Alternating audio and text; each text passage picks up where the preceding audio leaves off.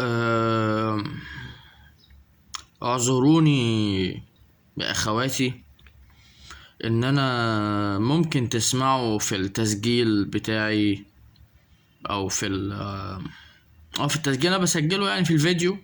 ممكن تسمعوا شوشرة في الصوت، لان انا عندي تليفون السامسونج اللي انا ماسكه يعني اللي معايا. السماعة بتاعته عطلانة الى حد ما يعني. هي ممكن متبقاش الى حد ما، ممكن تبقى عطلانة بنسبة مثلا 80-90%. بس طبعا كل التليفونات اللي موجودة في السوق دلوقتي اولا غالية جدا، صعب عليا ان انا اشتري واحد احدث. وطبعا التليفون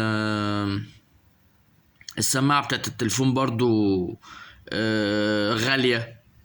فانا لا اقدر اصلح السماعة. عشان كده انا لابس السماعة اللي هي البلوتوث. وانا اصلا ما بحبش سماعات البلوتوث، بس انا مضطر البسها عشان خاطر سماعة التليفون ذات نفسه عطلانة يعني، فيها عطل يعني. فاعذروني.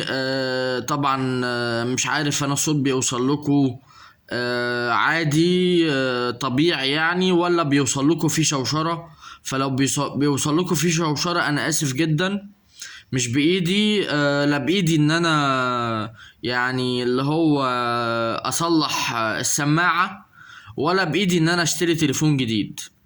لان انا الحمد لله ما بكسبش من الفيديوهات دي جنيه واحد، عشان اقدر اعمل اي حاجة انا عايزها ان انا اكسب فلوس واجيب بيها اللي انا عايزه. انا يا دوبك مرتبي بيكفيني بالعافية، فالحمد لله شكر لله. وبحاول افيد الناس على اكبر قدر ممكن، الحمد لله شكر لله.